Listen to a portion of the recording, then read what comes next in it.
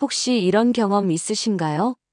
좋은 마음으로 선물을 주었는데 오히려 관계가 나빠지거나 운이 안 좋아진 적 말이에요. 또는 누군가가 준 물건을 받은 후에 이상하게 일이 꼬이기 시작한 적도 있으실 텐데요. 사실 이런 일들이 우연이 아닐 수도 있답니다.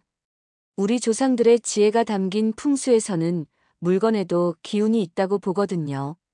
그래서 어떤 것은 절대 남에게 주면 안 되고 어떤 것은 받으면 안 된다고 전해져 내려오고 있어요.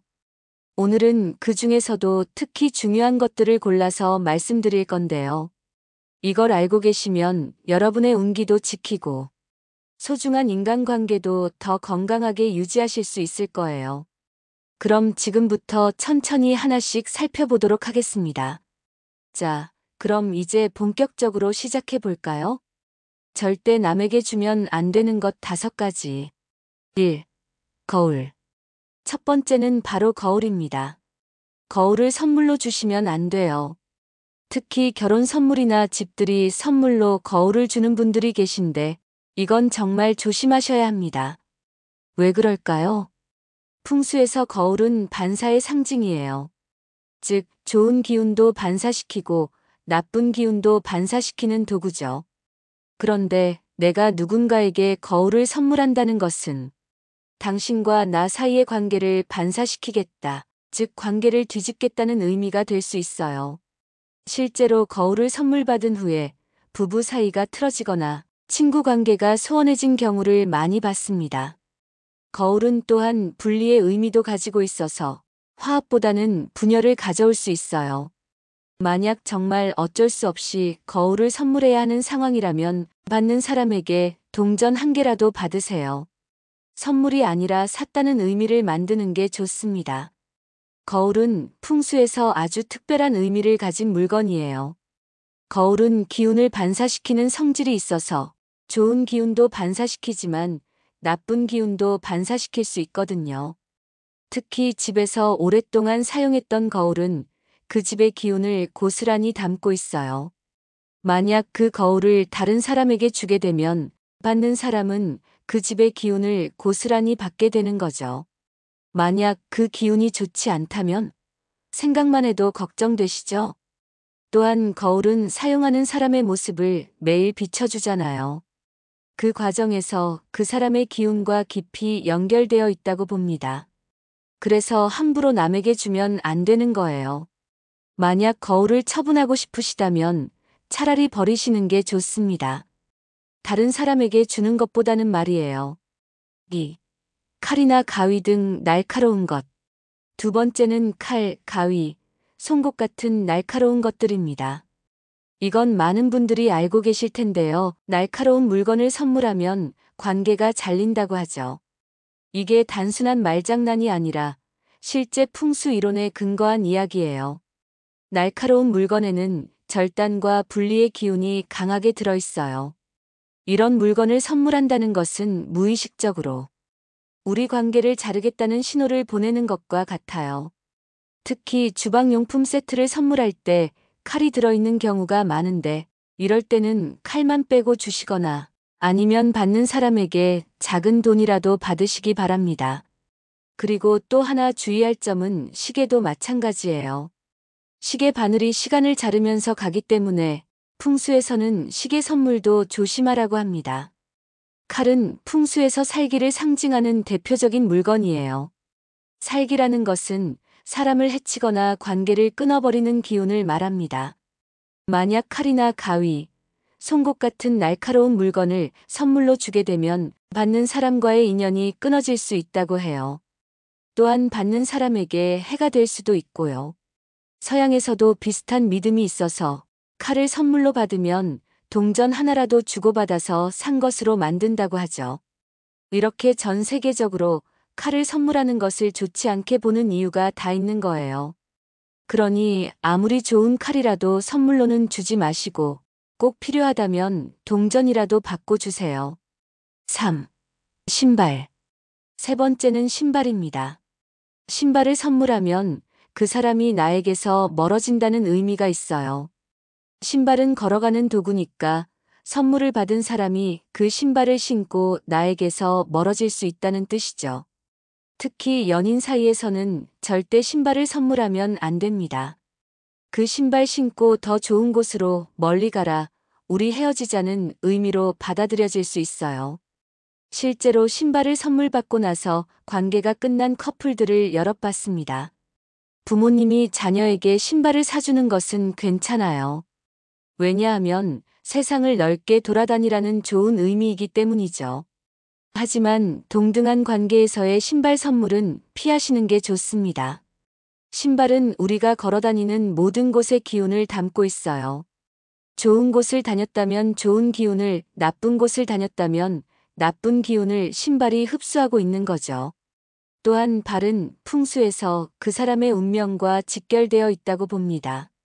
그래서 신발도 마찬가지로 그 사람의 운명선과 깊이 연결되어 있다고 해요. 만약 자신이 신었던 신발을 다른 사람에게 주게 되면 그 사람이 본인의 운명길을 대신 걸어가게 될 수도 있어요. 이건 좋은 운명이든 나쁜 운명이든 마찬가지입니다. 4. 빈 지갑이나 가방. 네 번째는 빈 지갑이나 가방입니다. 지갑이나 가방을 선물할 때는 반드시 안에 돈을 조금이라도 넣어서 주세요. 빈 지갑을 선물한다는 것은 앞으로도 계속 비어있으라는 의미가 될 수 있어요. 풍수에서는 공허함이 계속 공허함을 불러온다고 봅니다.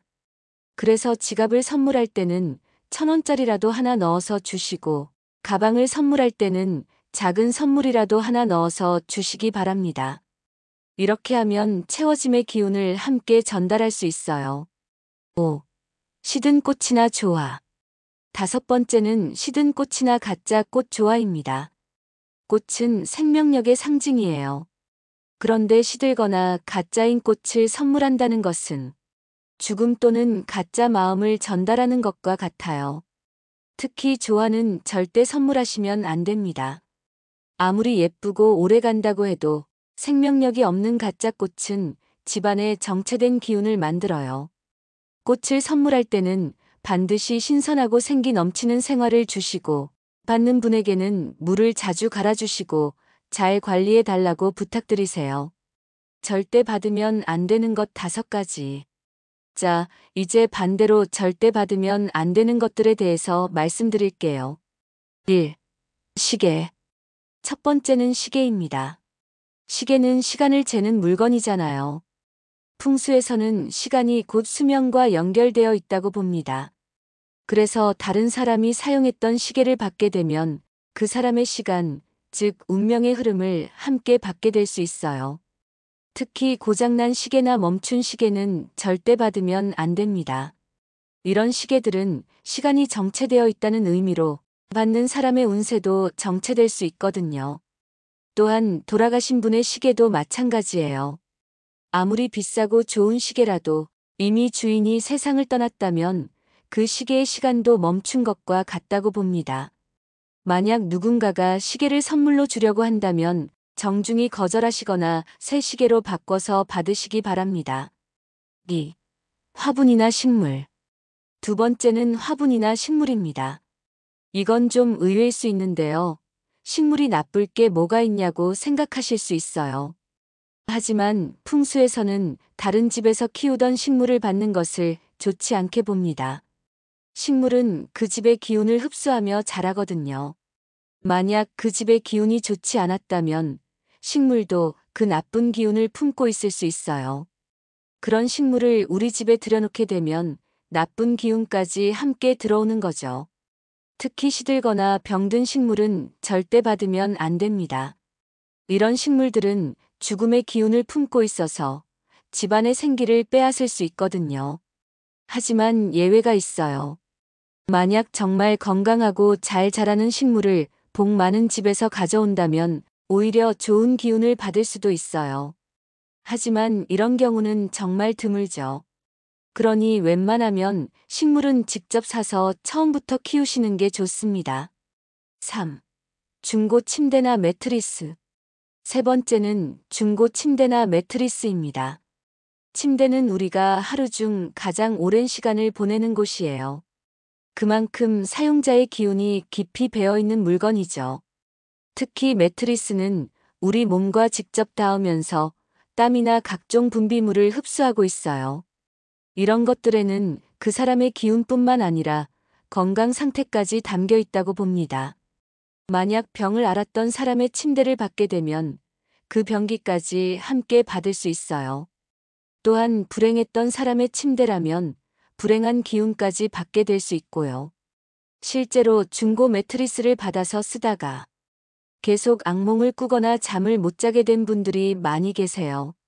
나중에 새 매트리스로 바꾸니까 다시 편안해졌다고 하더라고요. 그러니 아무리 좋은 브랜드의 침대라도 중고는 받지 마시고 새 것으로 구입하시기 바랍니다. 4. 액자나 그림. 네 번째는 액자나 그림입니다. 그림이나 액자는 그것을 보는 사람의 마음과 기운에 직접 영향을 미치는 물건이에요. 특히 오랫동안 다른 집에 걸려있던 그림은 그 집의 기운을 고스란히 담고 있어요. 만약 불행한 일이 많았던 집의 그림을 받게 되면 그 불행한 기운까지 함께 받을 수 있어요. 또한 화가의 감정 상태도 그림에 담겨 있어서 우울하거나 분노한 상태에서 그린 그림은 보는 사람에게도 그런 감정을 전달할 수 있거든요. 특히 사람의 얼굴이 그려진 초상화는 더욱 조심해야 해요. 그 그림 속 사람의 기운이 실제로 존재한다고 봐요. 만약 돌아가신 분의 초상화라면 더욱 그렇고요. 또한 깨지거나 찢어진 액자도 받으면 안 됩니다. 이런 것들은 파괴의 기운을 상징해서 집안의 화목을 해칠 수 있어요. 그러니 그림이나 액자는 직접 선택해서 새로 구입하시는 게 가장 좋습니다. 5. 장신구나 액세서리. 다섯 번째는 장신구나 액세서리입니다. 목걸이, 팔찌, 반지 같은 장신구들은 몸에 직접 착용하는 물건이잖아요. 그만큼 이전 주인의 기운이 깊이 배어 있어요. 특히 금이나 은 같은 귀금속은 기운을 더 잘 흡수하고 보존하는 성질이 있어서 이전 주인의 기운이 더욱 오래 남아있을 수 있어요. 만약 불행했던 사람의 장신구를 받게 되면 그 불행한 기운까지 함께 받을 수 있어요. 반대로 정말 복이 많은 사람의 장신구라면 좋은 기운을 받을 수도 있지만 이런 경우는 주는 사람이 자신의 복을 나눠주는 것이기 때문에 그 사람에게는 안 좋을 수 있어요. 또한 돌아가신 분의 유품으로 받은 장신구도 조심해야 해요. 아무리 소중한 의미가 있어도 죽은 자의 기운을 몸에 지니고 다니는 것은 좋지 않다고 봅니다.